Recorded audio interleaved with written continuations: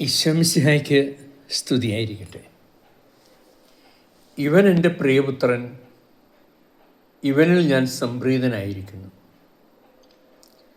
നാം എല്ലാവരും കേൾക്കാൻ ആഗ്രഹിക്കുന്ന വചനമാണ്. സ്വർഗത്തിൽ നിന്നോ നമ്മുടെ ചുറ്റുപാട് നിന്നോ പ്രിയപ്പെട്ടവൻ അല്ലെങ്കിൽ പ്രിയപ്പെട്ടവൾ എന്നൊക്കെ കേൾക്കാൻ നാം ഒത്തിരി ആഗ്രഹിക്കുന്നുണ്ട്. പുറപ്പാട് 24 സീനായി മലമുകളിലൊരു ദൈവാവിഷ്കരണം നടന്നു. അതിന് സമമായി മത്തായി സുവിശേഷം 17-ാം അധ്യായത്തിൽ താബോർ മലയിൽ ഒരു മിശിഹാവിഷ്കരണം നടന്നു.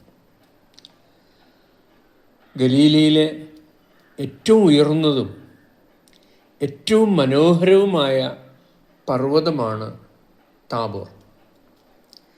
ഇന്നിവിടം വലിയ തീർത്ഥാടന കേന്ദ്രമാണ്. കോൺസ്റ്റന്റൈൻ ചക്രവർത്തിയുടെ അമ്മയായ ഹെലേന രാജ്ഞിയാണ് അവിടെ ദൈവാലയമൊക്കെ പണിതുയർത്തിയത്. മലമുകളിലേക്ക് കയറുന്നതിന് പ്രത്യേക ചെറുവാഹനങ്ങളിലാണ് തീർത്ഥാടകരെ മുകളിലെത്തിക്കുന്നത്. അവിടെ കാലുകുത്തുമ്പോൾ തന്നെ ഒരു പ്രത്യേക ദൈവാനുഭവം നമുക്കുണ്ടാവും. അത് പറഞ്ഞറിയിക്കാൻ ആവാത്തതാണ്. ഈശോയുടെ പ്രിയ ശിഷ്യരായ കോർ കമ്മിറ്റി അംഗങ്ങളെന്ന് പറയാം, പത്രോസും യാക്കോബും യോഹന്നാനും. ഈ 3 പേരെ മാത്രമേ ഈശോ കൂടെ കൊണ്ടുവരികയുള്ളൂ. പക്ഷെ എന്താ സംഭവിച്ചെന്ന് വെച്ചാൽ, അല്പസമയത്തേക്ക് താബോർ മല സ്വർഗമായി മാറി. ഈശോ തന്നെ തന്നെ അങ്ങ് വെളിപ്പെടുത്തി. ദൈവപുത്രനാണെന്ന് കൂടെ പോയവർക്ക് മനസ്സിലായി. ഈശോ വലിയ കാര്യങ്ങൾ സംസാരിക്കുകയാണ്.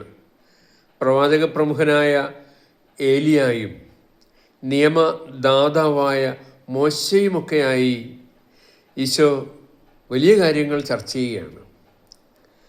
പീഡാസഹന മരണ സംഭവങ്ങളാണ് അവർ തമ്മിൽ ചർച്ച ചെയ്തതെന്നാണ് സുവിശേഷകൻ വ്യക്തമാക്കുന്നത്.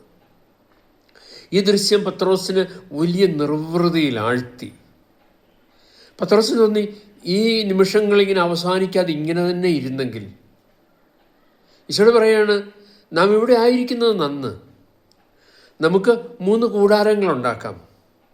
അങ്ങയ്ക്കും മോശയ്ക്കും ഏലിയായ്ക്കും. നമുക്കിവിടെ ഇങ്ങനെ ഈ സുഷുപ്തിയിൽ എപ്പോഴും ആയിരിക്കാം. പക്ഷെ പെട്ടെന്ന് ഒരു മേഘം വന്നു അവരെ മറച്ചു കളഞ്ഞു.